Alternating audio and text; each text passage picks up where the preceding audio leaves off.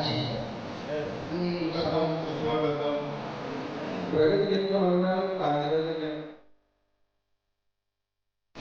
morning. Good morning. प्रगति मित्र मंडल Maharashtra society welfare association, उसी तरह से metro Maharashtra Atharva TV channel, हम सब ने मिलके आज का जो कोऑपरेटिव हाउसिंग के ऊपर एक कॉन्फ्रेंस रखा है, उसमें आप सबका स्वागत मैं करता हूँ महाराष्ट्र सोसाइटी वेलफेयर एसोसिएशन तरफ से। उसी तरह से आज के जितने भी महान व्यक्ति लोग आए हैं, यहाँ की चीफ गेस्ट आज के गोपाल शेट्टी साहब, उनका स्वागत करता हूँ। योगेश सागर जिन्होंने हाउस में, अभी का हाउस में डीम्ड कन्वेंस के ऊपर आपका मुद्दा उन्होंने उठाया और वो खुद हमारा एसोसिएशन में ऑफिस में आके उसको 2 घंटा समझ लिया क्या इश्यू है। उसी तरह से गोपाल शेट्टी साहब ने तो डीम्ड कन्वेंस के ऊपर जो मुद्दा समझ के उन्होंने मुझे कलेक्टर ऑफ स्टेट, उसके बाद प्रकाश मेहता जो हाउसिंग मिनिस्टर है और अन्य अधिकारी को बिठा के उधर हमारे डीम्ड कन्वेंस के मुद्दे के ऊपर चर्चा किया। तो ये दोनों लोग जो आपका विषय को हाउसिंग सोसाइटी का रहने वाले का विषय लेके आगे बढ़ रहे हैं, उनका मैं स्वागत करता हूँ और अभिनंदन भी करना चाहता हूँ।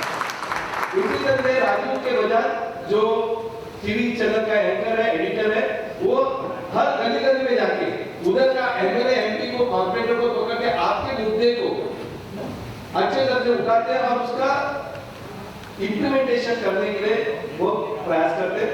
और आज के जो निरंजन सेठ है, सब पदाधिकारी और खास करके जिगर रोड़ा जी जिन्होंने इस प्रोग्राम को अच्छे तरह से स्पॉन्सरशिप किया, उनका भी मैं स्वागत करता हूँ और अभिनंदन करता हूँ।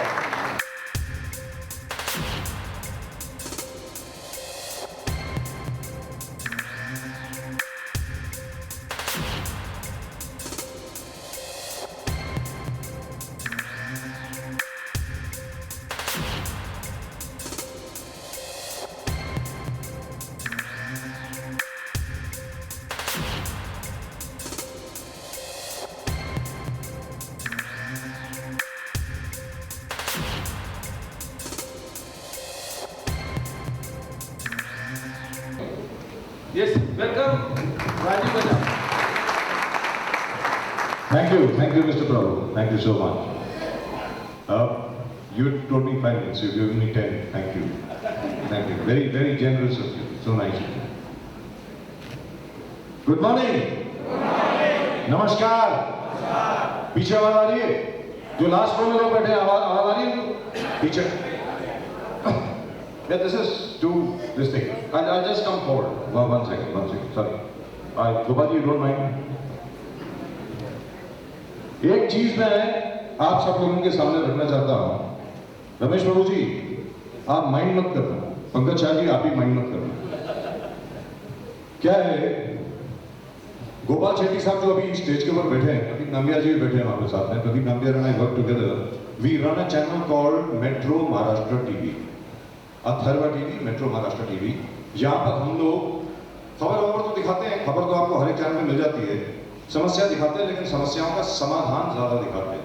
We try to show solutions. Now, that is a principle that we have adopted all throughout to try and find out very, very simple solutions. Gopal Shetty साहब, इस विषय में आपसे पहले भी बात हुई है, न जाने कितनी बार हम लोग बात कर चुके हैं कन्वेंस के बारे में। और इसके पहले कि हम लोग कन्वेंस के बारे में बात करें, मैं चाहूंगा कि आप लोग बड़ी जोर से तालियां बजाएं गोपाल शेट्टी जी के लिए।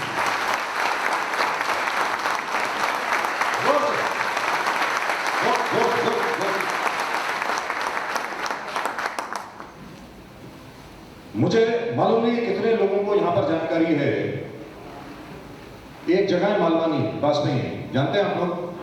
मुंबई के रहने वाले जानते होंगे यार। क्या सब लोग सो रहे हो क्या? रमेश बाबू जी कॉफी नहीं दी सबको, चाय कॉफी नहीं खिलाई क्या मतलब? क्या दिया? किसी को नहीं मिला? किसी को मिला? चाय कॉफी मिला? नहीं मिला, नहीं मिला। मालवानी के 35 के 36 हजार बच्चों की जिंदगी बर्बाद होने वाली थी। किसी आरटीआई एक्टिविस्ट ने कोई एप्लीकेशन फाइल करी, उसके बेसिस के ऊपर कोई कोर्ट का ऑर्डर लेकर के आ गया, स्कूल सारे बंद होने वाले थे। एक बार फिर मैं अभिनंदन करूंगा गोपाल शेट्टी साहब का।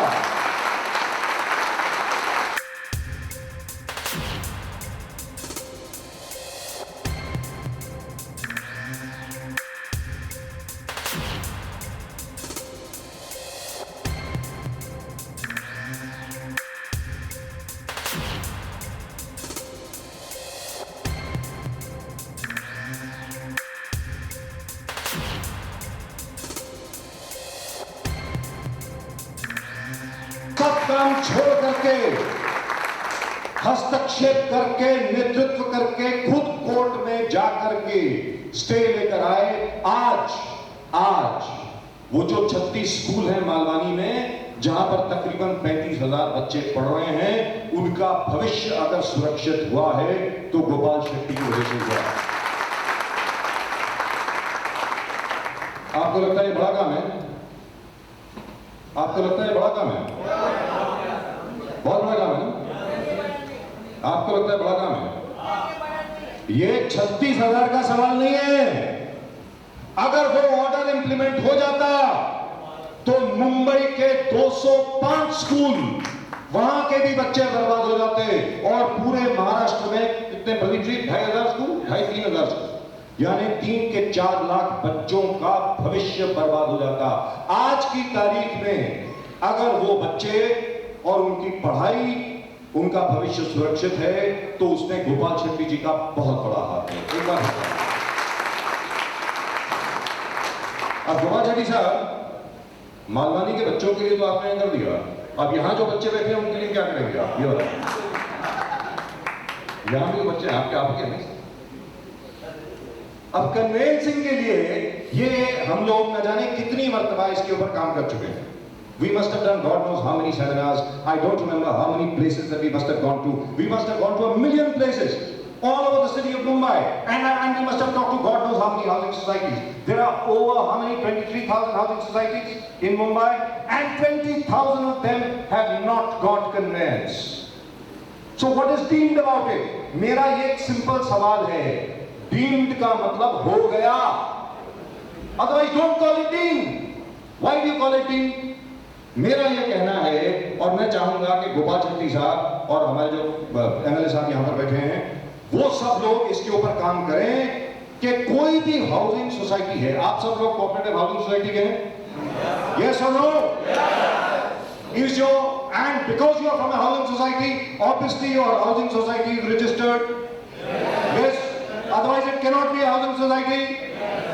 It is registered to the registrar of cooperative societies. अगर कोई रजिस्टर्ड हाउसिंग सोसाइटी है, एप्लीकेशन के बाद 3 महीने के भीतर उसको कन्वेंस मिल जानी चाहिए automatically. Why do you need to rush from one place to the other? I don't understand this.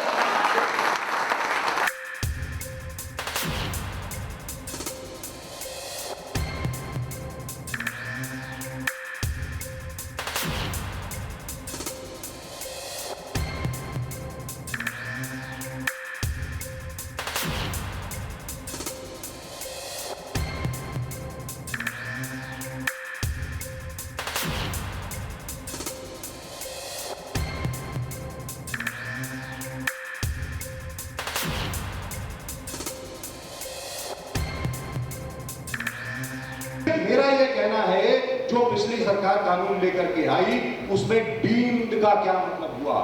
फिर डीम्ड नहीं हुआ। डीम्ड कन्वेंस की जगह पर यह लिखना चाहिए, this is complex conveyance, complicated conveyance, corruption convince.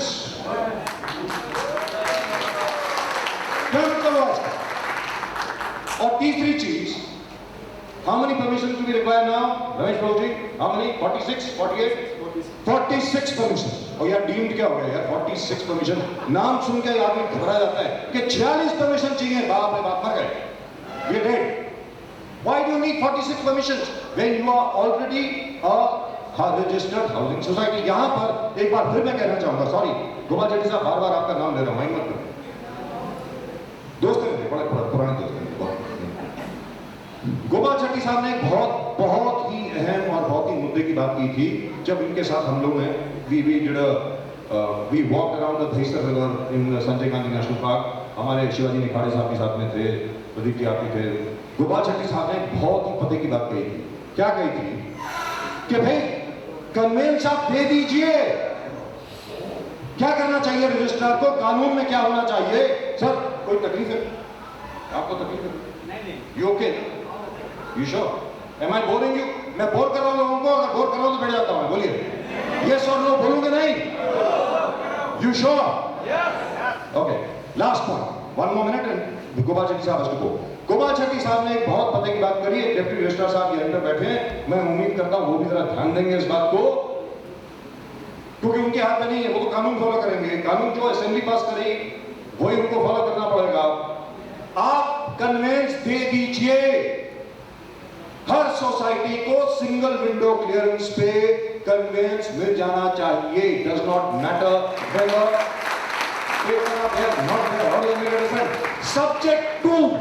subject to all litigations arising out of the conveyance will be looked after by the society. It does not matter. Are we agreed on this? कि हमें convince दे दीजिए, इसके ऊपर अगर कोई कानूनन कोई समस्या उत्पन्न होती है तो वो लायबिलिटी हाउसिंग सोसाइटी की है, हम लोग देख लेंगे, हमें कोई प्रॉब्लम नहीं है, सिंपल बात है। आखिरकार ऐसा कानून क्यों पारित नहीं हो सकता? मैं आप लोगों से जानना चाहता हूं, क्या ऐसा कानून पारित होना चाहिए? यस और नो? आप खड़े करके बोले यार जोर से, यस और नो? क्या ऐसा कानून पारित होना चाहिए? क्या सिंगल विंडो क्लियरेंस होनी चाहिए? क्या 46 परमिशन की एक ही परमिशन होनी चाहिए? मेरा यह मानना है, अगर हाउसिंग सोसाइटी रजिस्टर्ड है तो वो एक लीगल एंटिटी है। अगर वो एक लीगल एंटिटी है और इट डज नॉट मैटर कि आप 5 साल से बाहर रह रहे हैं, 10 साल से रह रहे हैं, 20 साल से रह रहे हैं, 100 साल से रह रहे हैं, if you are there and you have paid all your dues, that's it. अगर आपने सारे अपने ड्यूज पे कर दिए हैं, हाँ इतना कह सकते हैं भाई आप अपने ड्यूज पे कर दीजिए और कन्वेंस यहां से लेके जाइए, सिंपल। अगर आपने ड्यूज पे कर दिए हैं, कन्वेंस ले लीजिए। After all you have been registered as a housing society, so why should the land not be conveyed to you? ये क्या मतलब हुआ कि एक हाथ से आप दे रहे हैं और दूसरे हाथ से आप 5 चीजें खींच रहे हैं? ये नहीं चलता है। अब हिंदुस्तान बदल चुका है, हम लोग 21वीं सदी में हैं, लोग सवाल पूछेंगे, लोग कोर्ट में जाएंगे और मुझे पूर्ण विश्वास है कि कानून में बदलाव होगा। मार्क माय वर्ड्स, जैसे गोपाल शेट्टी साहब यहां पर काम कर रहे हैं उसके लिए, जैसे बाकी सब लोग यहां पर काम कर रहे हैं, मुझे पूर्ण विश्वास है, भरोसा है कि बहुत ही जल्द, हो सकता है 1 साल के अंदर अंदर सबकी समस्या का समाधान निकल जाए। मुझे ऐसा लग रहा है।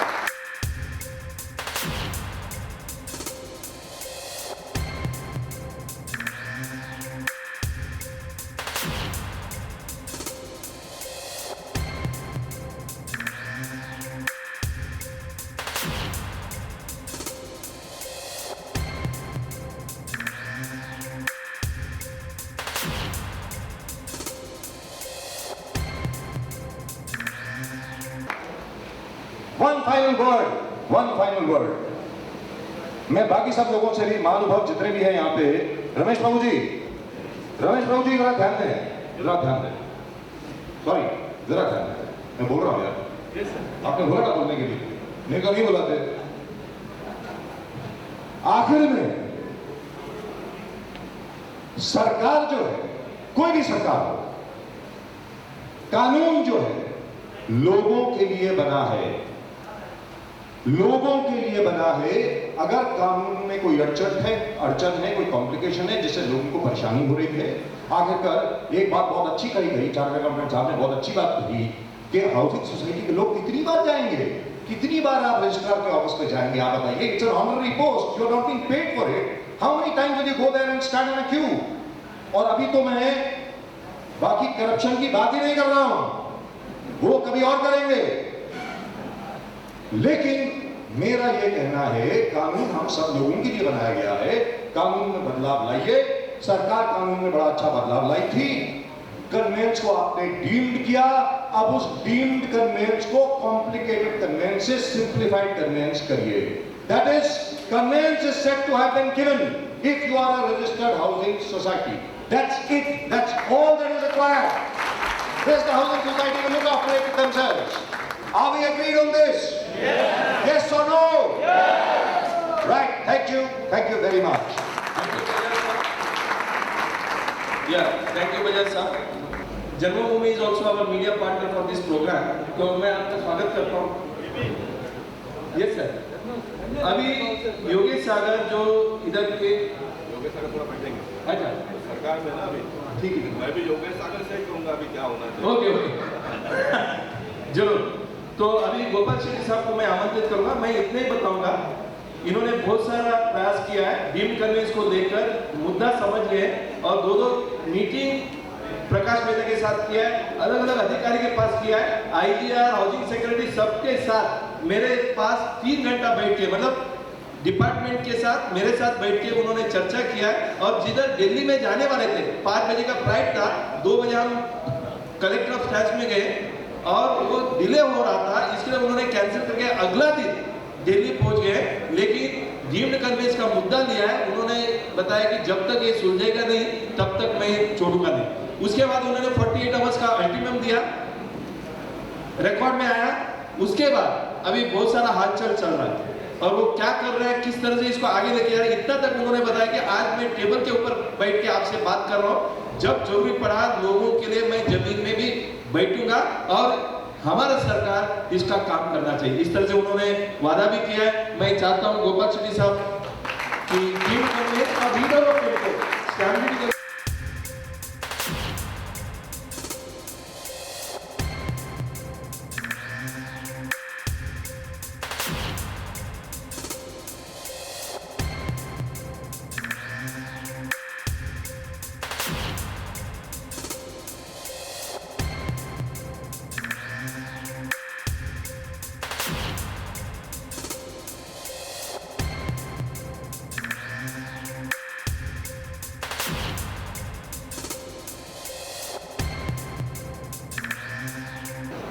प्रगति मित्र मंडल, महाराष्ट्र सोसाइटी वेलफेयर एसोसिएशन और जेपीबी रिलेटर्स द्वारा आयोजित आज के इस डीम्ड कन्वेंस के कार्यक्रम में हम सबके बीच उपस्थित निरंजन भाई सेठ, अनंत भाई मेहता जी, हमारे विधायक योगेश भाई सागर, नगर सेवक मुकेश मिस्त्री, मेरे मित्र राजीव बजाज जी, जिगर बोरा, मंच पर उपस्थित अन्य सभी प्रतिष्ठित मान्यवर, उपस्थित भाई और बहनों, सबसे पहले मैं इन सभी संस्थाओं को धन्यवाद देना चाहता हूँ। राजीव बजाज जी का अभिनंदन करना चाहूँगा, वो इस कार्यक्रम में आए हैं। और मैं साथ ही साथ जिगर बोरा जी से पूछना चाहूँगा, डीम्ड कन्वेंस के इस कार्यक्रम में हमारा ऑडिटोरियम में लाइट क्यों डीम है? सही है? इसका कोई व्यवस्था है तो थोड़ा लाइट जरा बड़ा कर लीजिए। हाँ, अंधेरे से उजाले पे और जाना है ना, हम लोग परेशान बहुत हो रहे थे। नगर पालिका आपके पास है, राज्य सरकार आपके पास है, केंद्र सरकार आपके पास है, और फिर भी अगर जीवन में उजाला नहीं आया तो कैसे चलेगा? देखिए, डीम्ड कन्वेंस के बारे में रमेश प्रभु के साथ में बहुत सारे मीटिंग हम लोगों ने की है। मेरी भूमिका जो वो दिन थी वही भूमिका आज भी है। फर्क सिर्फ इतना पड़ा है कि आज थोड़ा अंडरवेट महसूस कर रहा हूँ मैं अपने आप को, क्योंकि राज्य सरकार में भी मेरी पार्टी की सरकार है और केंद्र में भी मेरी पार्टी की सरकार है। मैं फिर एक बार वही बातें कहूँगा जो कांग्रेस के ज़माने में सरकार के समय में हम लोगों ने किया है। और योगेश भाई और मुकेश मिस्त्री से मैं कहूँगा कि अब हमको जवाबदारी की भूमिका भी निभानी पड़ेगी। मुझे अन्य कार्यक्रम में जाना है, इसलिए मैं थोड़ा जल्दी जा रहा हूँ। योगेश भाई को भी बहुत सारे कार्यक्रम में जाना है, लेकिन मैंने उनको कहा कि आप थोड़ा बैठिए और मेरा भाषण भी सुनिए, ताकि विधानसभा में जो आवाज़ उन्होंने उठाया उसको और जोर से उठाकर। राजीव बजाज जी तो बहुत आशावादी है कि वो 1 साल में हो जाएगा, इस प्रकार का भावना उन्होंने व्यक्त किया। मैं चाहूँगा कि ये सेशन समाप्त होने के पहले डीम्ड कन्वेंस का एक सुधारित परिपत्रक महाराष्ट्र सरकार ने जारी कर दिया। और मुकेश मिस्त्री से मैं कहूँगा कि जितने भी सोसाइटी के लोग आए हैं, इन सारा का एनरोलमेंट का सिस्टम तो होगा ही। आप उसकी कॉपी एक योगेश भाई को दीजिए और एक मुझे दीजिए, हमको इसको डे बाय डे मॉनिटरिंग करना पड़ेगा और हो सकता है कि 6 महीने में हम फिर एक बार मिलेंगे, तब हमको पब्लिक को ये जवाब देना पड़ेगा कि हम पहली बार जब मिले थे तब इतने सारे सोसाइटी के लोगों ने एनरोलमेंट किया था और उसमें से सरकार ने डीम कन्वेंस का सुधारित परिपत्र निकालने के बाद में इतने लोगों को कम से कम पैसा खर्चा करके डीम कन्वेंस देने में हम लोग कामयाब हुए।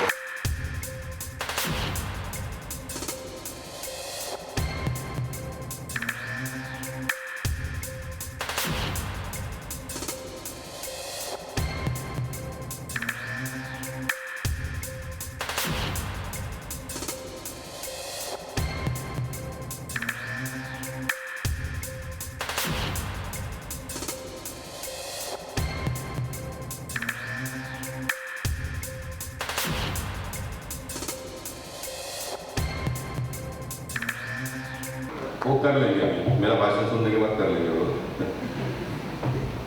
ये हमको करना पड़ेगा और ये मैं थोड़ा आप लोगों से भी सहयोग चाहूँगा। आप लोगों से सहयोग ये है कि फिर एक बार मेरा भाषण इसके पहले बहुत सारे लोगों ने सुना होगा। डीम कन्वेंस क्या है, ये मसला कहाँ से प्रारंभ हुआ और ये कहाँ तक हम पहुँचे और इसमें बीच में कमियाँ और खामियाँ क्या है, ये हमको सबसे पहले समझना पड़ेगा। हम सबके दिमाग में एक बात ये घुस गया है कि बिल्डर ने बहुत बड़ी बदमाशी की है। जो बिल्डर ने बदमाशी की है, आप हमको उनका नाम दीजिए। निश्चित आपके प्रतिनिधि के नाते और सरकार का एक बहुत बड़ा हिस्सा हम दोनों हैं, तो हम आपको उसमें न्याय देने का पूरा काम करेंगे। लेकिन टोटली इसमें बिल्डर का ही दोष है क्या? तो बिल्डर का टोटली दोष नहीं है, टोटली सरकार का भी दोष है क्या? तो मैं आज भी कहूँगा कि टोटली सरकार का भी दोष नहीं था। इस इज ए जॉइंट रिस्पॉन्सिबिलिटी है।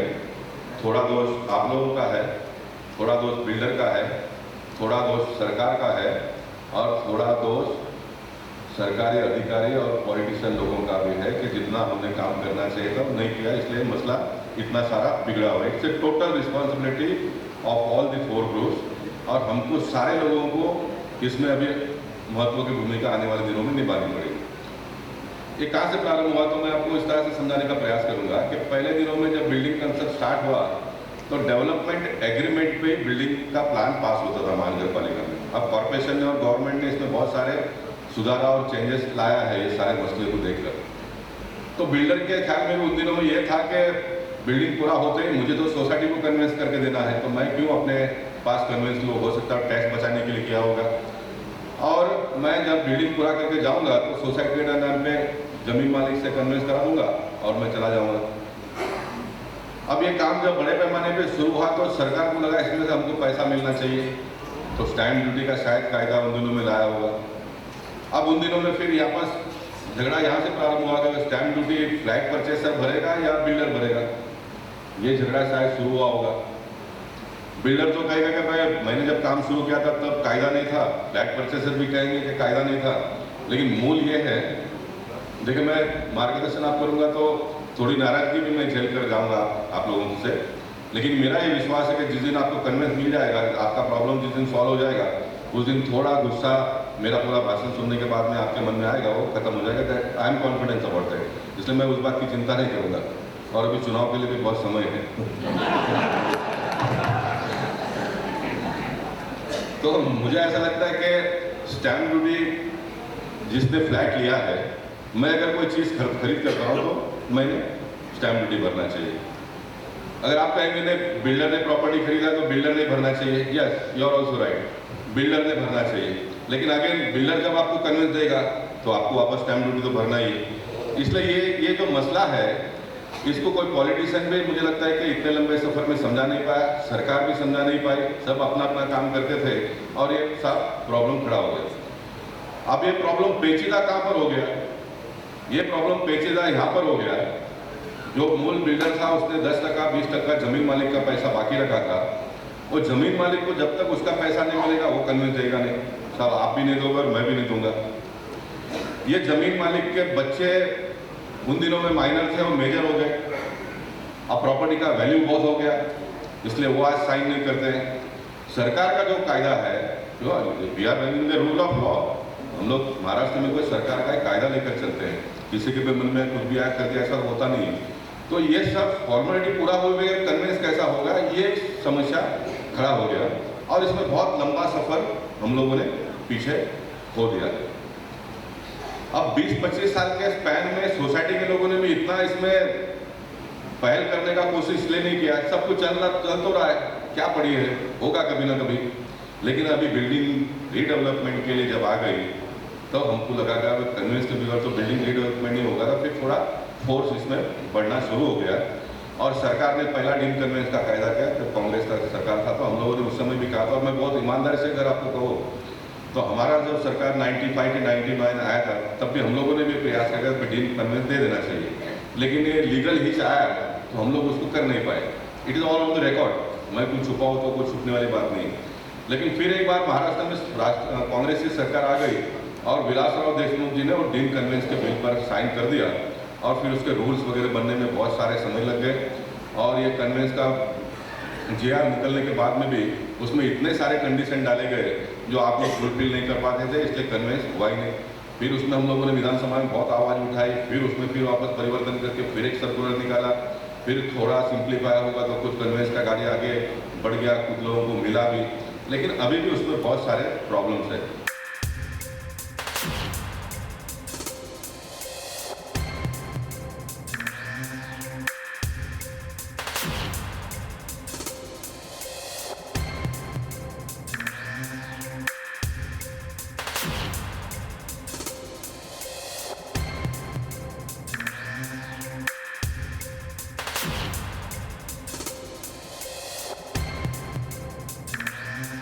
मैं बहुत लंबा ना करते हुए अभी मेरे मन में क्या हो मैं आपको बताना चाहूँगा। और इसमें जो प्रॉब्लम है, मैं डीम कन्वेंस चाहता हूँ कि 1 लाइन डीम कन्वेंस सरकार ने योजना में निकालना चाहिए। डीम कन्वेंस में ऑक्यूपेशन सर्टिफिकेट का कंडीशन मैं पहले दिन से कहता हूँ कि इसको आप मिक्सअप मत करो, क्योंकि अपने उत्तर मुंबई पश्चिम उपनगर में उन दिनों में 22 आज तो बिल्डिंग सब ऑक्यूपेशन भी आता है और डीम कन्वेंस भी डायरेक्ट कन्वेंस बिल्डर लोग देते हैं, क्योंकि सब रूल्स बन गए। अपने पश्चिम उपनगर में 2200 बिल्डिंग आज से 10 साल पहले, it is on the record, जिनके पास ऑक्यूपेशन सर्टिफिकेट नहीं है। तो आप ऑक्यूपेशन सर्टिफिकेट लाने की अगर बात करते हो तो ये 2200-2500 बिल्डिंग को ऑक्यूपेशन डीम कन्वेंस मिलेगा ही नहीं। और मैं बार बार कहता हूँ कि आप ऑक्यूपेशन सर्टिफिकेट को कन्वेंस के साथ में लिंकअप मत करिए। ऑक्यूपेशन सर्टिफिकेट एक बिल्डिंग बनाने के लिए जितने कंडीशन डाली गई थी कॉर्पोरेशन ने, it is a part of that. अगर आपके पास ऑक्यूपेशन सर्टिफिकेट नहीं है तो you are paying double water charges, वो अपनी जगह पर चल रहा है। Deem conveyance is a matter, is a transfer of land. अब कोई कहेगा कि transfer of the land along with the building, वो भी अपनी जगह पर मुद्दा है, लेकिन कन्वेंस, एक डीम कन्वेंस एक आदमी अपना जमीन दूसरे को देता है, इतना ही है। इसको एकदम सिंप्लीफाई आप करो। और मैंने इसका तर्क दिया, इसमें बहुत सारे प्रॉब्लम है बीच के, वो भी मैं बताता हूँ आपको। इसमें बहुत सारे मालिक है 25 साल 30 साल के पहले गुजर गए। डीम कन्वेंस क्यों होना चाहिए? आप कायदे में कितना भी सिंप्लीफाई करोगे तो लोगों को कन्वेंस नहीं मिलेगा, ये मैं छाती ठोक कर कहता हूँ। आप ऑन द रिकॉर्ड, बजाज साहब का टीवी मुझे शूट कर रहा है। डीम कन्वेंस के कायदे के बगैर लोगों को कन्वेंस मिलेगा ही नहीं, 5 लाख लोगों को नहीं मिलेगा। इसलिए डीम कन्वेंस इज मस्ट। ये क्यों है? बहुत सारे लोग गुजर गए, अब जो लैंडलॉर्ड गुजर गया उसके लिए अगर सरकार डीम कन्वेंस का एक कायदा एकदम सिंप्लीफाई नहीं करे तो आपको कन्वेंस मिलेगा ही नहीं, क्योंकि मालिक तो गुजर ही गया। आप सारे कंडीशन फुलफिल करेंगे तो भी वो साइन करने के लिए नहीं आएगा, या तो उसका पावर ऑफ अटर्नी उसके बच्चे के पास होगा तो नहीं आएगा, जब तक तो करेगा ही। गुजर गए समझो। बहुत सारे मालिक आउट ऑफ इंडिया चले गए, कोई अमेरिका चले गया, कोई UK चले गया, कोई कहाँ चला गया, उनको कुछ पड़ी नहीं इस प्रॉपर्टी का यहाँ का, आपका कन्वेंस होगा नहीं। बहुत सारे मालिक ऐसे थे जिन्होंने छोड़ दिया ऐसा ही, जो इसका आता पता ही नहीं, उनका कन्वेंस अब आपको नहीं होगा। तो इतने लोगों का तो कन्वेंस आपको होगा ही नहीं। इसलिए मैं ये कह रहा हूँ लोगों को, डीम कन्वेंस करते समय सरकार भी अपना साइड से रखे। आप एक कंडीशन डाल दो, सब्जेक्ट टू लिटिगेशन। अगर कोई लिटिगेशन खड़ा करता है, तो 2 सोसाइटी के लोग देख लेंगे। एक पहले केस में इतना कर लेते हैं। ये मैं इसलिए कह रहा हूँ कि मेरे मन में है कि 60-70% केसेस क्लियर होगा। जो गुजर गए वो क्लेम करेगा नहीं, जो आउट ऑफ इंडिया है वो क्लेम करेंगे नहीं, जिन्होंने आशा छोड़ दिया है, जिसका आता पता आपको भी नहीं मालूम है, वो भूल गए, बहुत श्रीमंत हो गए वगैरह वगैरह, तो ये इतने बड़े लॉट है, ये निकल जाएंगे। अगर कोई 10-20% लोग लिटिगेशन खड़ा भी करते हैं कि हमारा राइट पड़ा है, हमारा पेमेंट बाकी है वगैरह वगैरह, तो वो केस को हम बाद में निपटा सकते हैं, सल्टा सकते हैं, और वो तो जेन्युइन है। आज सरकार कितना भी करने के बाद जिसका साथ पेमेंट आपने किया नहीं है, 10%, 20% जो भी है, उसकी जो अपेक्षा है वो दिए बगैर तो कन्वे होगा ही नहीं, होगा ही नहीं। ये मैं वास्तविकता आपको बताता हूँ। आपको मैं खुश करने के लिए 4 बातें अनाप शनाप बोलकर निकल जाओ, आप ताली बजा देंगे, लेकिन आपका सब प्रॉब्लम सॉल्व होने वाला नहीं। तो डीम कन्वेंस योगेश भाई सिंप्लीफाई एकदम कर दो और उसमें कंडीशन डाल दो सरकार को अपनी सेफ्टी के लिए, सब्जेक्ट टू लिटिगेशन करके 3 महीने का टाइम दे दो पेपर में डिक्लेयर करने के बाद में, और लोगों को कन्वेंस हमने विदाउट एनी कंडीशन, जो बिल्डिंग में रहते हैं एफएसआई फुल हो गया उसका कन्वेंस कर दो। प्राइवेट लेआउट में जहाँ पर एफएसआई फुल यूटिलाइज नहीं हुआ है वहाँ पर नहीं होगा, ये थोड़ा हिच है उसमें। और मैं आपको बहुत ईमानदारी से कहता हूँ कि उसमें बिल्डर का राइट आज भी बना हुआ है। एफएसआई अगर बैलेंस होगा तो एफएसआई फुल यूटिलाइज किया है, बिल्डर ने आपको कन्वेंस दे देना चाहिए। और योगेश भाई साथ साथ में ये कंडीशन हम भी ये भी निकालेंगे कि एफएसआई फुल यूटिलाइज होने के बाद में भी अगर कोई जमीन मालिक और बिल्डर कन्वेंस में कोई अड़िंगा पैदा करता है तो उसको हम जेल में डालेंगे, ये भी उनको व्यवस्था साथ करनी है। मैं जब ये बात करता हूँ तो मैं बिल्डर का फेवर की भी बात करता हूँ। आप बिल्डर या जमीन मालिक जो भी है, आपका पेमेंट बाकी है तो आपको पेमेंट मिलना चाहिए, है ना। आपका पूरा होने के बाद में अगर आप लिटिगेशन खोटा खड़ा करते हो तो फिर आपको शासन भी होना चाहिए। तो साहब ये सारा डीम कन्वेंस का मामला निपट जाएगा और लोगों को राहत मिलेगी। ये एकदम सिंप्लीफाई हमको करना पड़ेगा।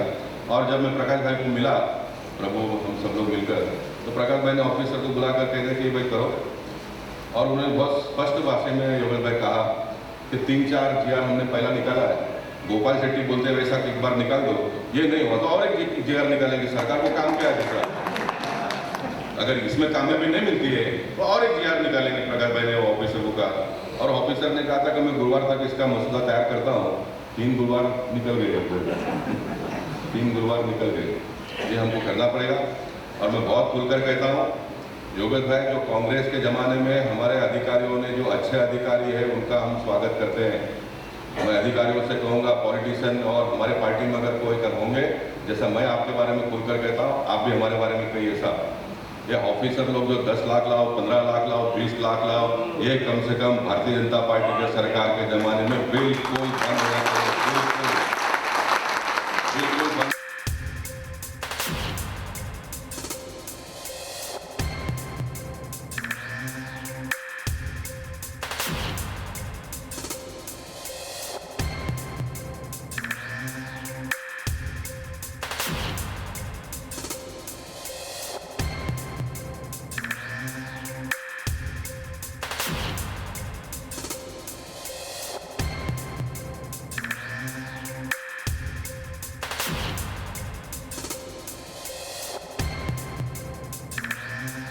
मैं आप लोगों से निवेदन करना चाहूँगा, आप ट्रैप करिए अधिकारियों को, आप ट्रैप करके हमारे पास केस दे दीजिए। आपको बाद में कुछ नहीं करना है, बाकी सब हम काम करेंगे। मैं आपको यहाँ तक भी कहता हूँ, आपको कोई अधिकारी अगर कहता है कि इतना पैसा दो तो हम आपको कन्विंस करेंगे, देंगे। आप सिर्फ अपना एक मोबाइल में टैप करके वो मोबाइल का जो भी रिकॉर्डिंग है वो हमको दे दीजिए, आप फ्री हो जाइए। आपको कन्विंस दिलाने की जवाबदारी हमारी, हम इतना तो काम आपको करना पड़ेगा ना, इतना तो काम आपको करना पड़ेगा। तो साहब ये हमको करना पड़ेगा आने वाले दिनों में, तो ही साहब ये कन्वेंस आएगा। ये सरकारी अधिकारी और ये पॉलिटिशियन, अगर मैं उसमें हूँ तो मैं भी हूँ, योगेश भाई है तो योगेश भाई है, मुकेश भाई है तो मुकेश भाई भी है। जैसा पब्लिक कहते हैं, ये हमारे अधिकारियों का जान यहाँ पर नहीं है। अधिकारियों का जान भी कुर्सी पर है, पॉलिटिशियन का जान भी कुर्सी पर है।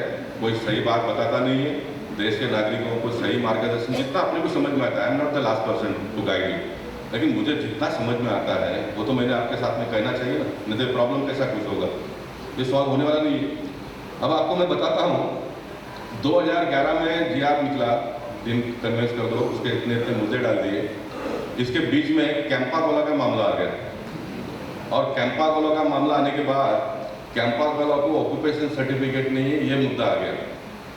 अब ये डीम कन्वेंस जो हो गए, उसमें कुछ जोन के अधिकारियों ने विदाउट ऑक्यूपेशन सर्टिफिकेट भी दे दिया, कुछ जोन के लोग देते नहीं थे, इस प्रकार से काम चल रहा था। लेकिन एक कैंपा कोला का मामला जब सामने आ गया और लोगों को पता चला कि कैंपा कोला के पास ऑक्यूपेशन सर्टिफिकेट नहीं है, तो ये अधिकारियों ने एक मीटिंग लिया मंत्रालय में, पहला कांग्रेस के सरकार के समय पर, और उन्होंने ये तय किया कि आने वाले दिनों में ऑक्यूपेशन सर्टिफिकेट नहीं होगा तो कन्वेंस देने का नहीं, एकदम हार्ड कर दिया। और मैं आपको बताऊंगा, मैं प्रभु से कहूँगा कि सबको जीआर का कॉपी दे दो, लेकिन वो जीआर जो बनाया उन्होंने उसमें योगेश भाई ये लिखा क्या ऐसा पाया गया कि 2011 में जो जीआर निकाला उसके बाद में गति से काम नहीं हो रहा था और कुछ जोन के लोग कुछ पेपर से बिगड़ करते थे, कुछ जोन के लोग कुछ पेपर मांगकर डीम कन्वेंस करते थे।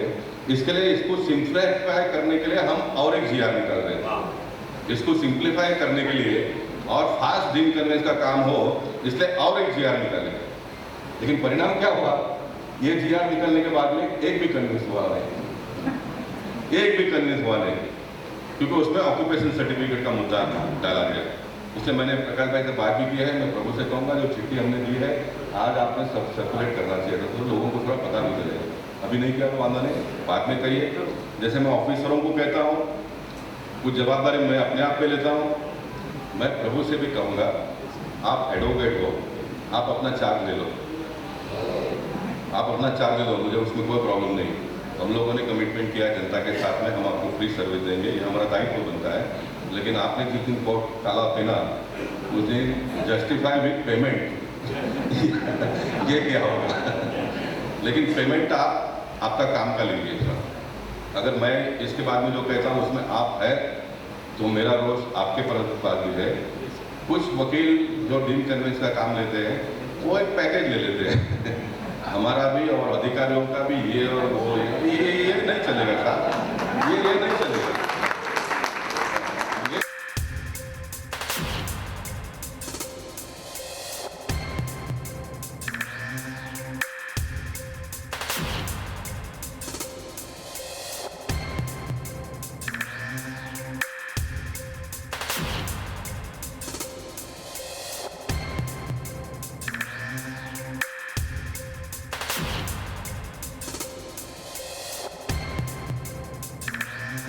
आप अपना मजदूरी पूरा लीजिए सर, हाँ, हम लोग आपको फ्री में सपोर्ट करेंगे। हाँ जी, मैं सब राइट की बात कर रहा हूँ। मैंने जो 2 मुद्दे आप लोगों के विरोध का बताया वो भी राइट ही है, वो गले आज नहीं उतरेगी लेकिन उतरेगी, इसका गारंटी मुझे है। देखिए हमको अगर कन्वेंस प्राप्त करना है तो we should be very much open and transparent, then only we will get occupation certificate. मुझे लगता है बाय एंड लार्ज कायदे का जो बात था वो मैंने कर लिया। अब मैं थोड़ा एक और आपको फॉर्मूला दे देता हूँ, अगर आपको कन्वेंस चाहिए तो इसको आप सुन लीजिए, आप इसको एक्सेप्ट करिए, ये मेरा कोई दावा नहीं है। मैंने बोरली में साहब बिगर कन्वेंस के भी बहुत सारे प्रॉब्लम सॉल्व किए हैं। अब मैं उत्तर मुंबई का सांसद बना हूँ तो मेरा प्रयास वही रहेगा और मैं बहुत एकदम स्पष्ट हूँ उसके बारे में। आप अगर नहीं समझते तो दूसरी बार, तीसरी बार, चौथी बार आपको समझाना ही मेरा काम है ना। आप नहीं समझते तो मैं आपको छोड़ नहीं दूंगा। अगर मैं सही हूँ तो मैं मेरे मुद्दे पर ला करके आपको कन्विंस करके आपको कन्विंस दिला दूंगा, ये मेरी गारंटी है। दोनों की कॉपी दे दूँगा, उनके मैगजीन में है। ओके, हाँ, मैं आपको कन्वेंस सरकार और हम सब लोगों ने मिलकर कैसा होना चाहिए बता दिया। अब मैं आपको एक फॉर्मूला बताता हूँ बिगर कन्वेंस से भी आपका सोसाइटी रीडेवलपमेंट कैसे हो, इसको थोड़ा आप सुन लीजिए। देखिए जो बिल्डर के पास कन्वेंस है, अगर बिल्डर के पास ही कन्वेंस नहीं है तो आपको डीम कन्वेंस से चारा बिगर कोई चारा नहीं है। अगर कोई बिल्डर के पास कन्वेंस है तो market is very much open. एक तो कुछ लोगों को ये लगता है कि हमको अगर कन्वेंस मिल गया तो हमको ऑफर बिल्डर अच्छा देगा। ये बहुत सही भी नहीं है और बहुत गलत भी नहीं है, क्योंकि आपके पास कन्वेंस है तो बिल्डर को तुरंत काम चालू कर देगा, उसको आपको 1-2%, 5% जो भी ज़्यादा देना है वो दे देगा।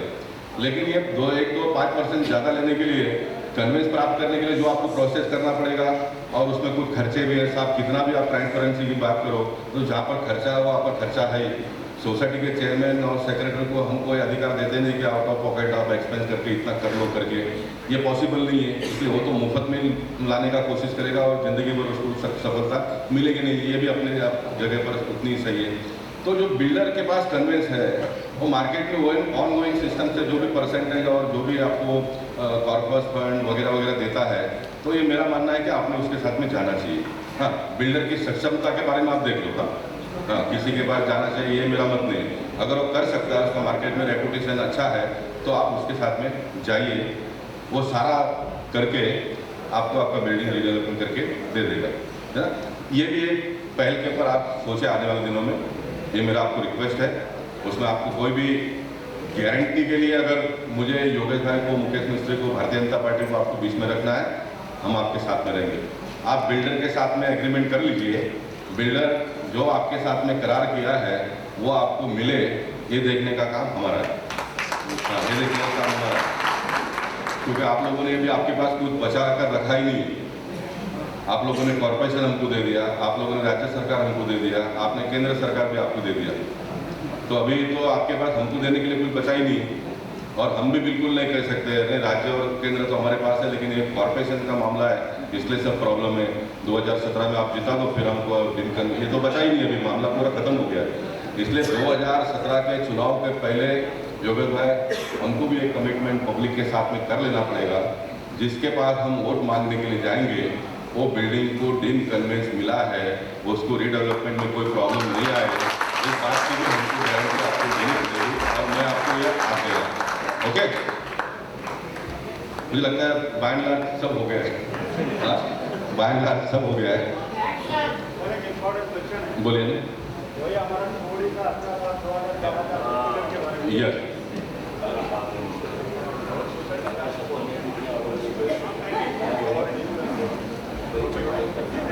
नहीं अभी मैंने बात कर दिया ना, ये मुझे मालूम है, मेरे पास बहुत शिकायत आई है। 48 रुपीज़ पर स्क्वायर फीट चार्ज किया गया, ऐसा उनका कहना है। आगे अभी मैंने कहने के बाद में जो भी आपको वकील लोग कन्वेंस ला के देंगे उनसे बातचीत कर लीजिए। मैं फिर एक बार कहता हूँ कि उनका मेहनताना उसको मिलना चाहिए, लेकिन बहुत बड़ा मेहनताना होना नहीं चाहिए, आप लोग तय कर लीजिए।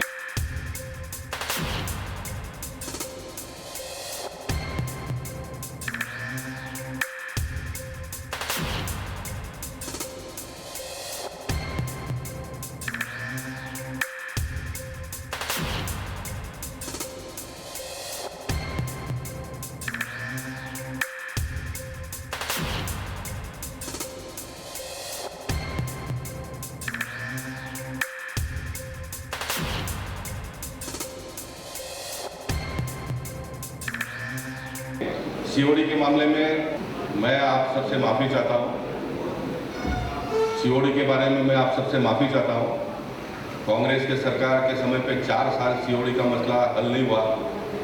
मेरा सरकार आने के बाद में भी 1 साल से ये प्रॉब्लम सॉल्व हो नहीं रहा है, जिसका मुझे बहुत दुख है, बहुत खेद व्यक्त करता हूँ मैं। और मैंने ये तय किया था कि ये पार्लियामेंट का सेशन मैं अटेंड नहीं करूँगा अगर सीओडी का मामला हल नहीं हो। For what I should go to parliament?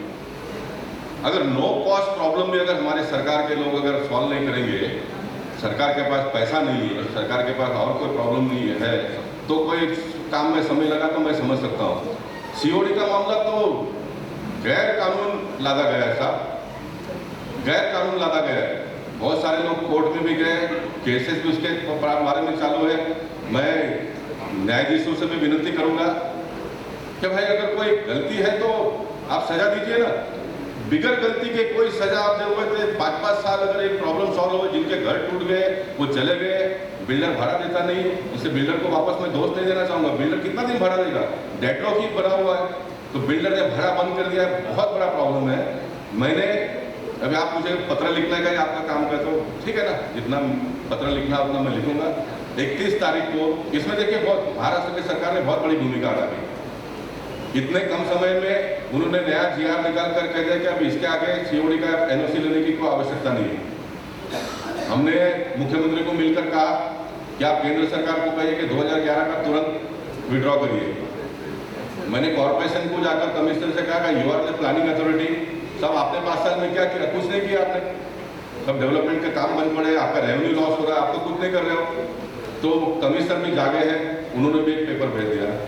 वर्षा में 1.5 महीने के पहले एक मीटिंग हुआ, मैं स्वयं उसमें था, अतुल भास्कर जी थे, महाराष्ट्र के मुख्यमंत्री थे, और पर्रिकर जी डिफेंस मिनिस्टर यहाँ पर आए थे। उन्होंने हमको कमिटमेंट किया कि 30 जून तक मैं विड्रॉ करता हूँ, और उन्होंने कहा इलीगल सर्कुलर है ये। डिफेंस मिनिस्टर ये कहता है कि इलीगल सर्कुलर है, I will withdraw it.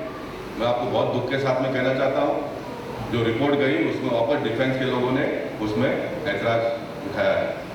They are not ready to withdraw the 2011 circular. मैंने पर्रिकर साहब को कहा कि साफ करिए। मैंने 30 तारीख को सारे जितने कॉरेस्पॉन्डेंट किए थे उसका एक वापस उनको सेट दिया। मैं यहाँ ही नहीं रुका, मेरे पार्टी के अध्यक्ष अमित शाह जी को मैंने एक लेटर दिया, उनको मैंने कहा आप इसमें इंटरव्यू करिए, आप मुझ पर भरोसा करिए, मैं इस मुद्दे को आपका प्रतिनिधि के रूप में लड़ रहा हूँ, लड़ता रहूँगा। मैं कौन से पार्टी का हूँ, कौन से पार्टी रूलिंग में है यहाँ और वहाँ, ये मेरे लिए सेकेंडरी है। मेरे लिए प्राइमरी है कि जो गलत जुल्मी कानून डिफेंस के माध्यम से आपके ऊपर लादा गया है उस पर जल्दी से जल्दी आपको छुटकारा मिले, इस प्रकार की व्यवस्था करता हूँ। एक सांसद महाराज दिल्ली के लोकसभा में कम हुआ तो भी चलेगा, मैं सही समय पर मेरा निर्णय लेकर केंद्र सरकार को जो अन्याय हो रहा है उसके ऊपर सोचने के लिए मजबूर करूँगा। इससे ज़्यादा मैं अभी कुछ नहीं कहता हूँ, आवश्यकता पड़ेगी तो मैं बाद में कहूँगा। जो मुद्दे हैं थोड़ा योगेश भाई के लिए भी हम छोड़ेंगे, क्योंकि एक डीन कन्वेंस का GR वगैरह पीछे पढ़कर निकालना ये उनका ही काम है। मेरा लोकसभा का सेशन पूरा होने के बाद में मैं भी शायद ज्वाइन हो जाऊँगा, लेकिन मुझे विश्वास है प्रकाश भाई ने जिस प्रकार से बात की है, योगेश भाई पूरा सब लोग मिलकर धक्का मारेंगे तो यही लोग विधानसभा का सेशन में डीन कन्वेंस का मुद्दा आ जाएगा। जो कुछ भी सवाल होंगे आप योगेश भाई को जवाब दे देंगे, और मैं भी उनके साथ में फॉलो करके जानने की कोशिश करूँगा। मैं फिर एक बार आप सबको धन्यवाद देना चाहता हूँ, प्रगति मित्र मंडल और बाकी सारे लोगों को एक अच्छा फिर एक बार पहल किया और इतनी बड़ी संख्या में आप यहाँ पर आए। मैं आपसे निवेदन एक ही बात का करना चाहूँगा, इसको डे टू डे हम लोग फॉलो करके अंतिम निर्णय तक जाने के लिए सफलता हासिल करेंगे। 6 महीना 12 महीने का टाइम अभी साफ नहीं चलेगा, है ना। ये 6 महीना 12 महीने वाला बहुत हो गया, अभी हम दिन में काम करेंगे, not in week also. Okay, thank you, all the best.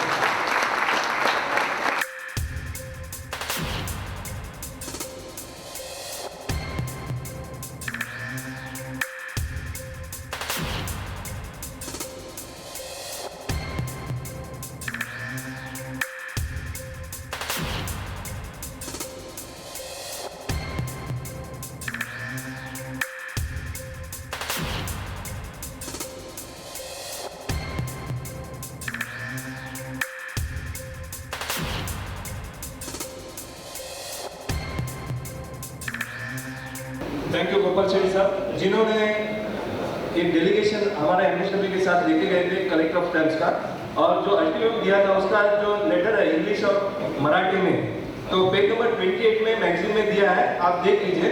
और पेज नंबर 46 में जो मेमोरेंडम कलेक्टर ऑफ टाइम्स को दिया था वो भी विद फोटोग्राफ्स प्रसिद्धि हुआ है, आप जरा देख लीजिए। अभी मैं 1 ही मिनट विनती करूंगा, 1 ही मिनट, ज़्यादा नहीं। नव्या साहब कुछ बोलना चाहते हैं, उनको बोलने दीजिए, और उसके बाद गोपाल शेट्टी साहब को हम विदा करते हैं, और योगेश सागर जी उसके बाद हमें मार्गदर्शन करेंगे। Gopal ji is one of the most hardworking and efficient MPs of Mumbai. इसके लिए ताली आपको बजाना पड़ेगा।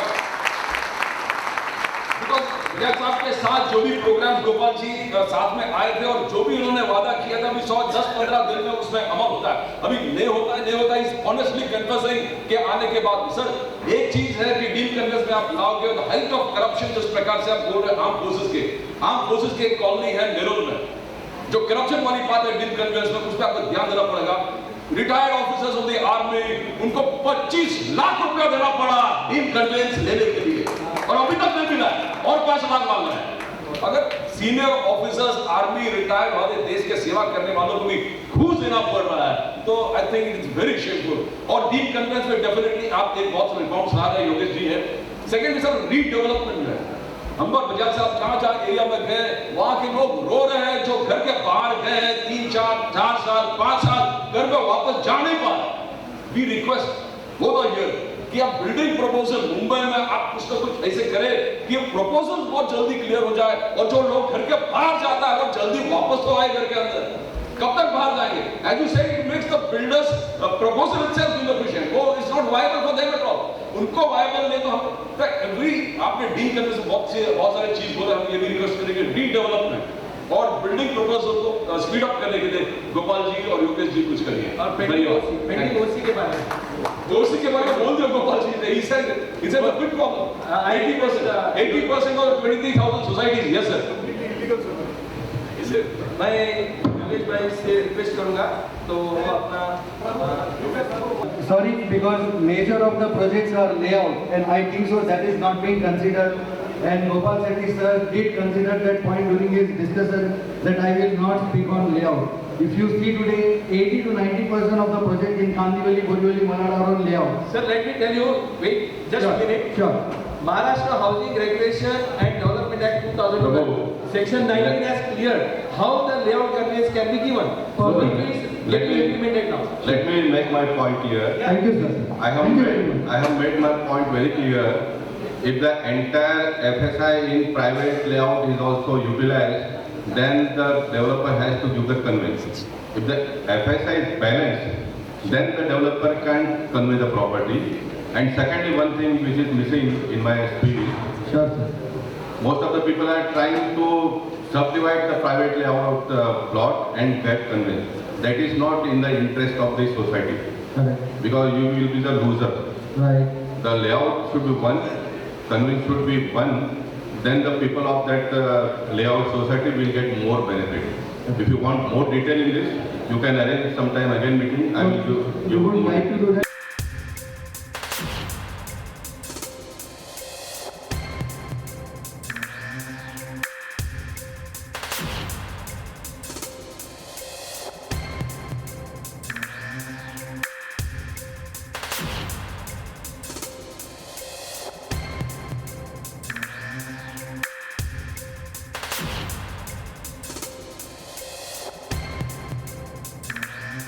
प्रगति मित्र मंडल, महाराष्ट्र सोसाइटी वेलफेयर एसोसिएशन और जेबीवी रिलेटर्स के संयुक्त तत्वाधान में आयोजित इस हाउसिंग कॉन्फ्रेंस में अभी यहाँ से गए हमारे सांसद गोपाल शेट्टी जी, श्री राजू बजाज जी, प्रगति मित्र मंडल के निरंजन सेठ, नगर सेवक मुकेश मिस्त्री,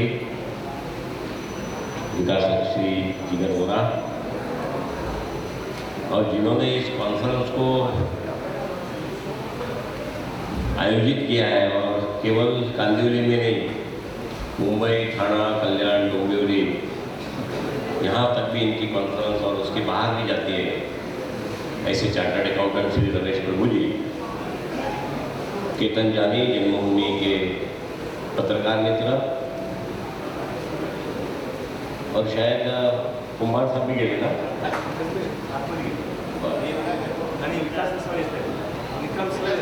ये रमेश प्रभु जी बहुत आशावादी है। आप बैठे आराम से, मैं बताता हूँ, मुझे डर लगता है पीछे नहीं खड़ा है।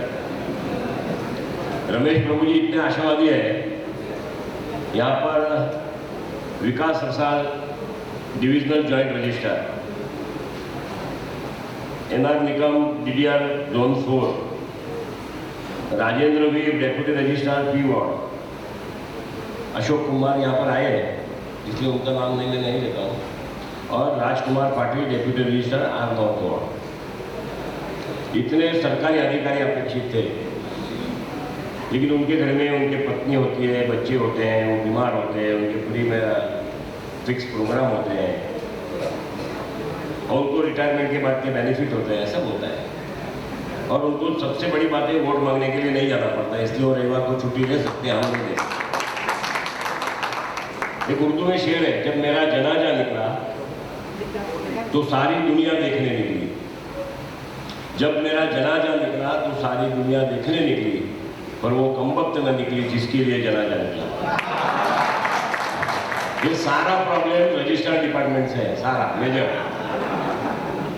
वो बोले हम सुनने को आएंगे नहीं, आप क्या कर लेंगे, हम क्या कर लेंगे वो हम आपको बताएंगे, क्योंकि हमारे पास और 4 साल है, हम क्या कर लेंगे हम आपको भी बताएंगे। मुझे पता नहीं है रमेश जी शुरू कहाँ से करें। आपने 10 मिनट कहा है, उसमें डीम कन्वेंस और रीडेवलपमेंट की प्रोसीजर ये दोनों से लिया है।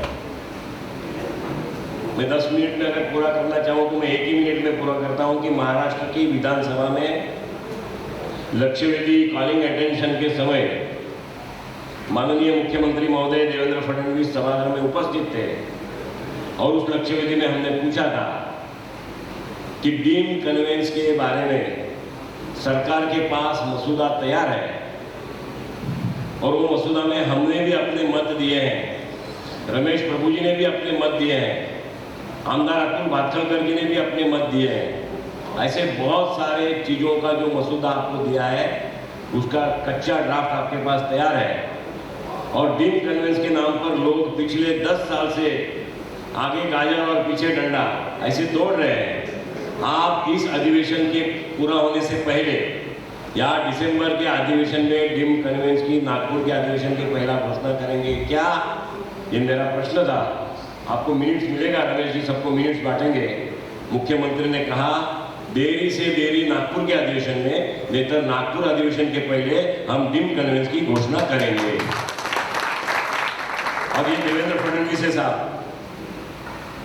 रमेश जी मैं किसी पॉलिटिकल विषय को हाथ नहीं लगाऊंगा, लेकिन पॉलिटिकली बहुत हार्मफुल हुआ। पिछले साल housing secretary, minister, chief minister के पत्र सभी सोसाइटियों को गया कि आप डीम कन्वेंस के बारे में ये फॉर्म भर करके भेज दो। 25-26 हज़ार सोसाइटियों को पत्र गया, सबने उत्साह में भेज दिया। न उनकी सरकार आई न वो मुख्यमंत्री बने, क्योंकि लोगों ने विश्वास घुमा दिया था। हमको विश्वास घुमाना नहीं है और इसलिए मैं दावे के साथ कहता हूँ कि दिसंबर के अधिवेशन के पहले एक आधे सोसाइटी को पानी का लाइन के प्रेशर बढ़ा कि नहीं बढ़ा, रास्ता बड़ा हुआ कि नहीं हुआ, एक आधे गार्डन में और ज़्यादा फाउंटेन लगे कि नहीं लगे, अभी इसके बारे में योगेश सागर के साथ चिंता मत करना। मैं और 4 साल काम करूँगा, लेकिन दिसंबर के पहले डीम कन्वेंस का काम क्लियर करके लेके आऊँगा।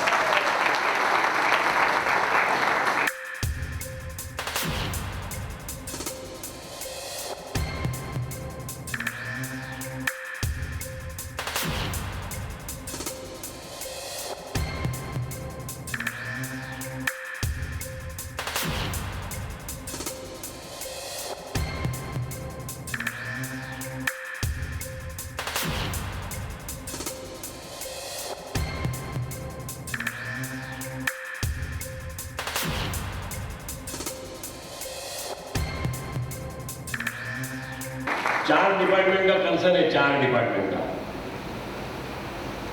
सबसे पहले रेवेन्यू डिपार्टमेंट, दूसरा कोऑपरेटिव डिपार्टमेंट, सहकार खाता, तीसरा हाउसिंग डिपार्टमेंट और चौथा यूडी डिपार्टमेंट। अभी यहाँ पर हाउसिंग के कुमार साहब बैठे, मैं हाउसिंग से शुरू करता हूँ। हाउसिंग के डिपार्टमेंट को डीम कन्वेंस देने के लिए जो मसूदा तैयार करके मिलेगा, इसमें एक भी भ्रष्टाचार करने की जगह नहीं रहेगी। वो हम खाते से देखेंगे और मसूदा फाइनल करने के पहले इसके बारे में कागज लेंगे। कन्वेंस के बारे में ऑक्यूपेशन सर्टिफिकेट मांगना, गोपाल शेट्टी जी ने जिसका उल्लेख किया है, ऑक्यूपेशन तो बिल्डिंग का होता है भाई, आप तो जमीन का कन्वेंस कर रहे हैं। तो जो बिल्डिंग है उसका ऑक्यूपेशन नहीं है, तो जमीन का कन्वेंस रोकने का आपको अधिकार नहीं है। आप ऑक्यूपेशन नहीं है इसलिए कन्वेंस नहीं देने का। अगर ऐसा कोई सर्कुलर होगा तो कुमार साहब कल छुट्टी है, आषाढ़ी एकादशी की, आप मुझे दे दीजिए। मैं मंगलवार की विधानसभा में पहला औचित्य का मुद्दा उठाऊंगा कि जो बिल्डिंग रिलेटेड मैटर है उसको जमीन के साथ जोड़ने का सरकार को कारण क्या है, आप दे दीजिए मुझे। मैं आपको भी मदद करता हूँ, मैं आपको भी मदद करता हूँ। और मुझे तो अभी और भी सुविधा है। मैं आपको इसलिए बताता हूँ कि सरकार हमारी है, मंत्री हमारे हैं। रीडेवलपमेंट के विषय को मैं साथ में जोड़ करके बोलूंगा कि जिस सोसाइटी ने एजीएम में तय किया कि हमको हमारी सोसाइटी का रीडेवलपमेंट करना है, लोकशाही का देश है, इसलिए 100 अगर मेंबर है उसमें से 70% से ज्यादा या 50% से ज्यादा लोगों ने सहमति जता दी और एजीएम में विषय मंजूर हो गया, तो सोसाइटी के डेप्यूटी रजिस्ट्रार की एनओसी क्यों जरूरत है भाई? काय के लिए आपकी एनओसी चाहिए? मैं आपको वादा करता हूँ, मैंने चंद्रकांत दादा पाटिल सरकार मंत्री से विधानसभा में इसके बारे में बात की है। मैं आने वाले 1 महीने में कंडीशन डिलीट करवा दूंगा। कोई सोसाइटी का एजीएम के अंदर अगर मंजूर हुआ होगा रिडेवलपमेंट, तो उसको डेप्यूटी रजिस्ट्रार की एनओसी की आवश्यकता नहीं है। क्या लेना है डेप्यूटी रजिस्ट्रार को? वहाँ भाव ठहरा के रखा है, ऑन रिकॉर्ड बता दो। मेरे पास लोग आते हैं 25,000 रुपया फ्लैट का, एरिया वाइज, मलाड होगा तो, कांगुली होगा तो, बोरीवली होगा तो, सोसाइटी अगर नहीं होगी कि सोसाइटी बनवाने का इतना पैसा, कमर्शियल प्रीमाइसेस होगा तो पर यूनिट इतना पैसा, ये नहीं चलेगा साहब। लोग अपने पसीने की कमाई से सरकार चलवाते हैं, हजारों हजार लाखों लाख करोड़ का कर्जा सर पे लेकर के फडणवीस की सरकार चलती है, 3,85,000 का कर्जा है। अब लोग एक पैसा ज्यादा देने को तैयार नहीं है और देना भी नहीं चाहिए लोगों ने, और इसलिए आप लोग आवाज उठा करके आइए। क्यों भाई? सोसाइटी की एजीएम ने मंजूर किया कि हमको रीडेवलपमेंट में जाना है, तो सोसाइटी के डेप्यूटी रजिस्ट्रार को क्यों पेट में दुखना चाहिए भाई? क्यों कानून बनना चाहिए? एक नया खिड़की खोल देने का, रास्ता बाहर निकालने का, करप्शन का एक नया दरवाजा खोल देने का, ये सारे रास्ते बंद करेंगे मित्रों। और इसलिए रेवेन्यू डिपार्टमेंट की मैटर होगी कि उस प्रॉपर्टी का कोई लीज गवर्नमेंट से कंसर्न बाकी होगा, गवर्नमेंट से, बिना गवर्नमेंट से नहीं, गवर्नमेंट से कंसर्न अगर रेवेन्यू डिपार्टमेंट का कोई लीज का मैटर बाकी होगा तो उसके लिए भी आधी का आधी 3 महीना। और रेवेन्यू डिपार्टमेंट के सारे मैटर को गवर्नमेंट सेटल करती है, मुंबई में भी करती है, मुंबई के बाहर भी करती है। मेरा प्रश्न यहाँ पर यही मांग रहेगी, रमेश जी आप बताइए, आप सरकार को निवेदन में लिख कर दीजिए, मैं सरकार के पास मांगूंगा कि जिस समय सोसाइटी बनी होगी, बिल्डिंग बना होगा 30 साल, 35 साल, 40 साल पहले, उस समय की जो लैंड की रेवेन्यू की कीमत होगी उसी मूल कीमत पे देंगे, न पेनल्टी भरेंगे न इंटरेस्ट भरेंगे। अगर रेवेन्यू मैटर सरकार के पास बाकी होगा तो जो 40 साल पहले बिल्डिंग बनी होगी, 30 साल पहले बनी होगी, उस समय की जो लैंड कॉस्ट होगी वो without interest and without penalty society अगर भरती है, या डेवलपर जो डेवलपमेंट करना चाहता है वो भरता है, तो उसका रेवेन्यू मैटर क्लियर करो। इसके बाद रेवेन्यू का क्या लेना देना है साहब? डीम कन्वेंस में दूसरा कौन सा मैटर है जिसको रेवेन्यू को तकलीफ होना चाहिए? जमीन किसकी प्राइवेट है, जमीन के अंदर गोपाल शेट्टी जी ने बताया कि अगर कोई लिटिगेशन लैंडलॉर्ड के साथ है तो डेवलपर देखेगा या ऑक्यूपायर देखेंगे। सरकार को डीम कन्वेंस देने में क्या प्रॉब्लम है?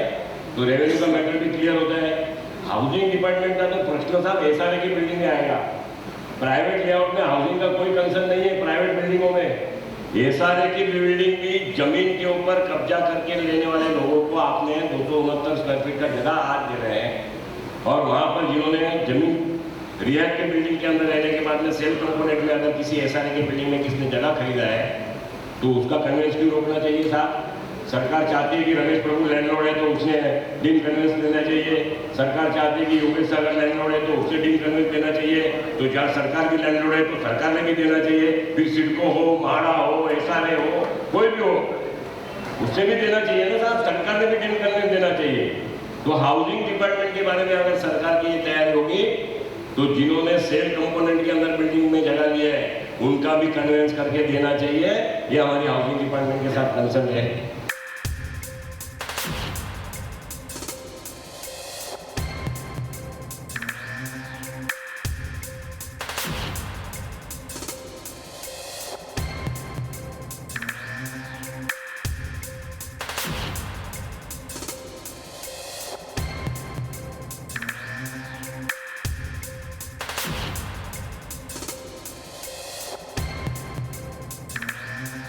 अभी लास्ट में बच गया आपका यूडी डिपार्टमेंट, उसको लेना देना क्या है? यूएलसी का मतलब है बिल्डिंग प्रपोजल डिपार्टमेंट का कंसर्न तो हमने पहले ही निकाला क्योंकि वो बिल्डिंग के साथ कनेक्टेड मैटर नहीं है, बैंक रिलेटेड है।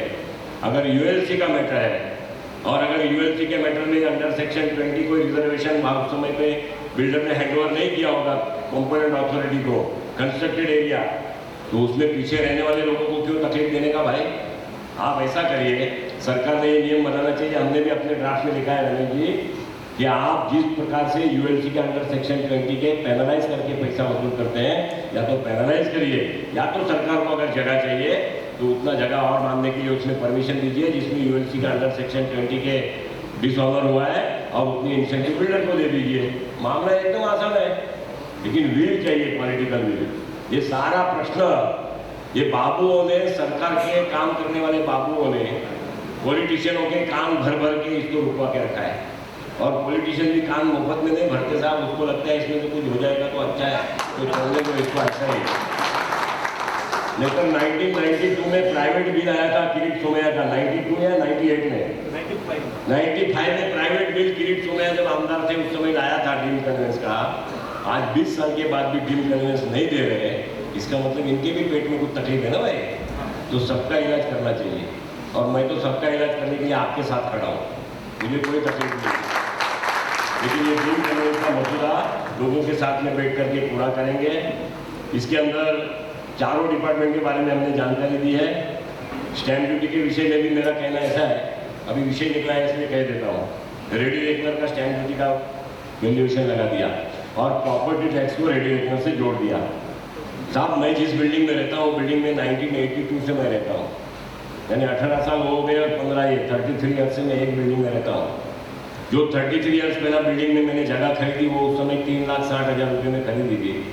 आज उसका वैल्यूएशन अगर 1.5 करोड़ रुपया है तो आप मुझे 1.5 करोड़ से प्रॉपर्टी टैक्स क्यों लगाओगे? मैंने तो बेचा नहीं है भाई, मैं तो वहीं रह रहा हूँ। अगर मेरे पास 1.5 करोड़ बेचने के बाद 2.25 करोड़ लेने की ताकत है तो मैंने जो 2.25 करोड़ का लिया उसके ऊपर आप 2.25 करोड़ का प्रॉपर्टी टैक्स लगाओ। लेकिन मैंने जो 3.25 लाख रुपये में लिया है, 35 साल वहाँ रह रहा हूँ, आज आपके रेडी रेकनर की वैल्यूएशन बढ़ गई, इसलिए आप इसको हमारे साथ जोड़ दोगे और मैं वहाँ घर में अगले साल उसकी मार्केट के अंदर और तेजी आ गई, उसकी 3 करोड़ वैल्यू हो गई, तो आप मुझे 3 करोड़ से प्रॉपर्टी टैक्स लगाओगे क्या? आवाज़ उठानी चाहिए कि नहीं उठानी चाहिए? आप लोग तो उठाते नहीं साहब, मैं तो अकेला फिर मेरे को गला दुखता है, बुखार आ जाता है। इतना अच्छा है कि हाउस के बाहर नहीं निकलता है, चिल्लाता हूँ तब। लेकिन ये विषय भी हमने सबने रमेश जी लेना चाहिए। रेडी रेकनर के साथ प्रॉपर्टी टैक्स का जो कॉम्बिनेशन किया है, इंटरकनेक्शन किया है, उसमें जिन्होंने अभी नया परचेज किया होगा, अगर मैंने अपना फ्लैट बेचा और आज 1.5 करोड़ रुपए में बिकता है तो 1.5 करोड़ में लेने वाले को प्रॉपर्टी टैक्स 1.5 करोड़ से लगाओ। लेकिन मैंने जब लिया था उस समय उसकी वैल्यूएशन जो थी और मैं इतने साल से वहाँ रहता हूँ तो मुझे प्रॉपर्टी टैक्स उसी हिसाब से या जो पुराना था वही लगना चाहिए। ये भी हमारी स्टैम्प ड्यूटी के बारे में समझिए। मित्रों, बहुत सारे विषय है, इसके बारे में हम आने वाले दिनों में काम करेंगे। कुमार साहेब तुम्ही इथे आल्यात, मी तुमचा मनापासून आभार व्यक्त करतोय, पण जे नाही आले त्यांनी कमीत कमी इथे खासदार येणार आहेत, इथे आमदार येणार आहेत, इथे नगरसेवक बसले आहेत, कमीत कमी ज्यांनी ऑर्गनाइज केलं आहे त्याला निरोप तरी पाठवायची आवश्यकता होती। अच्छा, ऑन द वे है, बहुत अच्छा है, उनको आने दीजिए, उनकी भी बात कर लीजिए।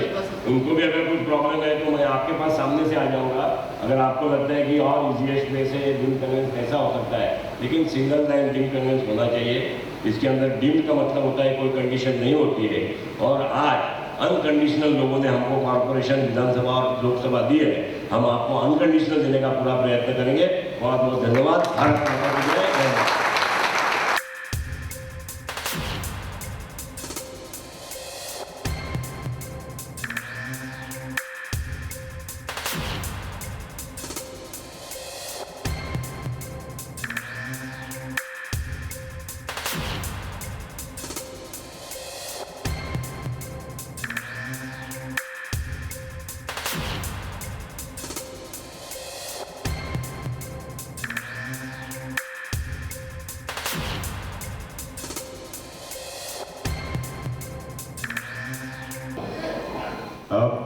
You told me 5 minutes, you've given me 10. Thank you. Thank you. Very, very generous of you. So nice of you. Good morning. नमस्कार। पीछे आवाज आ रही है? जो लास्ट रो में लोग बैठे हैं, आवाज आ रही है? पीछे। Yeah, this is to this thing. I'll just come forward. One second. Sorry. Gopal ji, you don't mind? एक चीज मैं आप सब लोगों के सामने रखना चाहता हूं। रमेश बाबू जी, आप माइंड मत करना। पंकज शाह जी, आप ही माइंड मत करना। क्या है, गोपाल शेट्टी साहब जो अभी स्टेज के ऊपर बैठे हैं, प्रदीप नाम्बिया जी भी बैठे हैं हमारे साथ में। Pradeep Nambiar and I work together. We run a channel called metro Maharashtra TV, Atharva TV, metro Maharashtra TV. यहाँ पर हम लोग खबर तो दिखाते हैं, खबर तो आपको हर एक चैनल में मिल जाती है, समस्या दिखाते हैं, लेकिन समस्याओं का समाधान ज्यादा दिखाते हैं। We try to show solutions. Now, that is a principle that we have adopted all throughout to try and find out very, very simple solutions. Gopal Shetty साहब, इस विषय में आपसे पहले भी बात हुई है, न जाने कितनी बार हम लोग बात कर चुके हैं कन्वेंस के बारे में। और इसके पहले कि हम लोग कन्वेंस के बारे में बात करें, मैं चाहूंगा कि आप लोग बड़ी जोर से तालियां बजाएं गोपाल शेट्टी जी के लिए।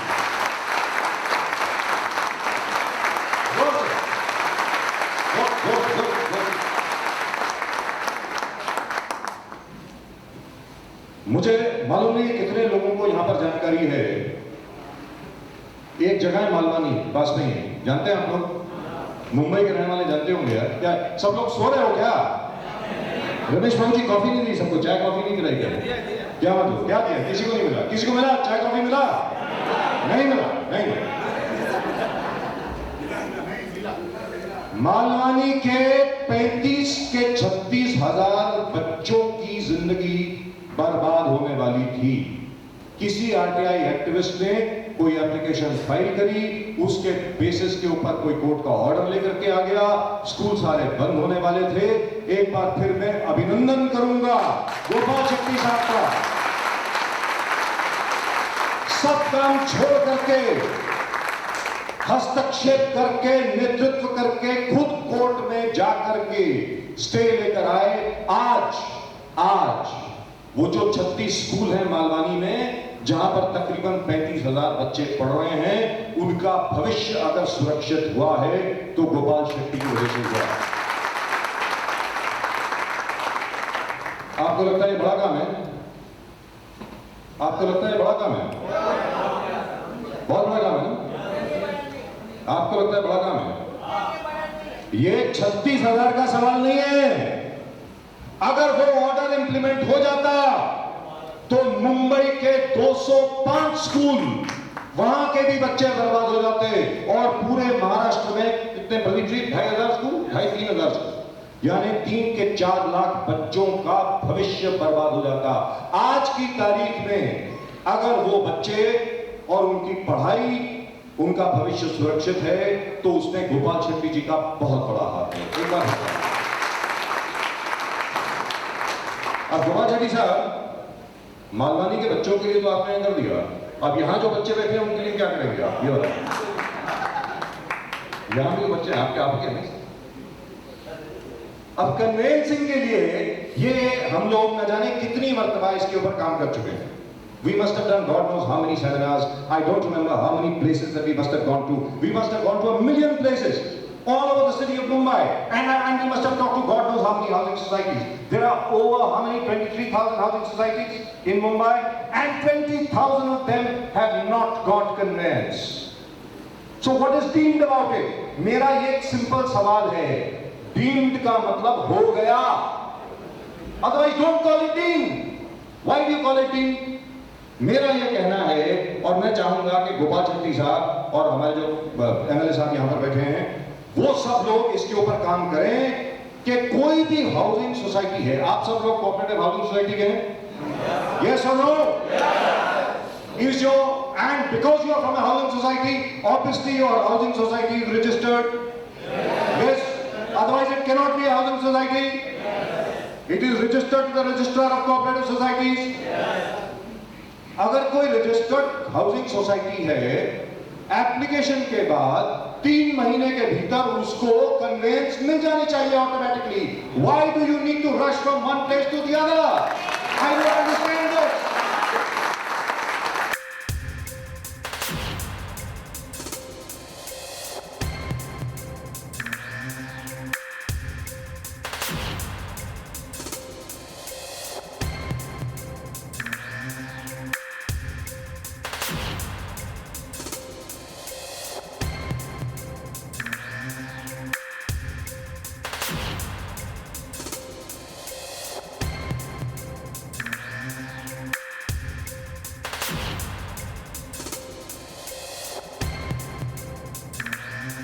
इसका मतलब क्या हुआ? फिर मेरा यह कहना है, जो पिछली सरकार कानून लेकर के आई, उसमें डीम्ड का क्या मतलब हुआ? फिर डीम्ड नहीं हुआ। डीम्ड कन्वेंस की जगह पर यह लिखना चाहिए, this is complex conveyance, complicated conveyance, corruption convince.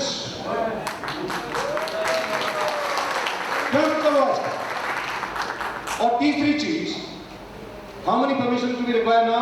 Ramesh Babu ji, how many? 46, 48? 46 permissions. और यार डीम्ड क्या हो गया यार? 46 permission, नाम सुन के आदमी घबरा जाता है कि 46 permission चाहिए। बाप रे बाप, मर गए, we are dead. Why do you need 46 permissions when you are already a registered housing society? यहाँ पर एक बार फिर मैं कहना चाहूंगा, सॉरी गोपाल शेट्टी साहब, बार बार आपका नाम ले रहा हूं, मत करो। दोस्त हैं मेरे, बड़े पुराने दोस्त हैं। गोपाल शेट्टी साहब ने एक बहुत बात की थी जब इनके साथ हम लोग ने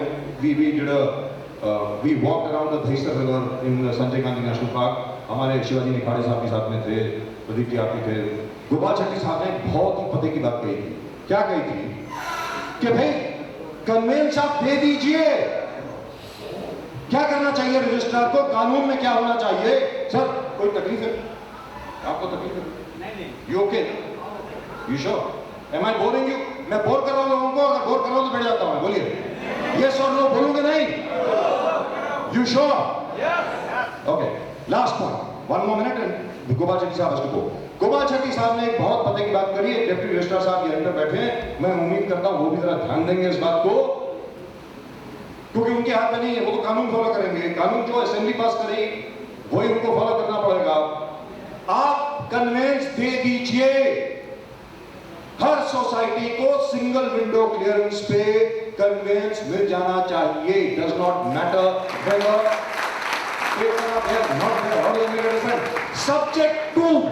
subject to all litigations arising out of the conveyance will be looked after by the society. It does not matter. Are we agreed on this? कि हमें कन्वेंस दे दीजिए, इसके ऊपर अगर कोई कानूनन कोई समस्या उत्पन्न होती है तो वो लायबिलिटी हाउसिंग सोसाइटी की है, हम लोग देख लेंगे, हमें कोई प्रॉब्लम नहीं है। सिंपल बात है। आखिरकार ऐसा कानून क्यों पारित नहीं हो सकता? मैं आप लोगों से जानना चाहता हूं, क्या ऐसा कानून पारित होना चाहिए? यस और नो? आप खड़े करके बोले यार जोर से, यस और नो?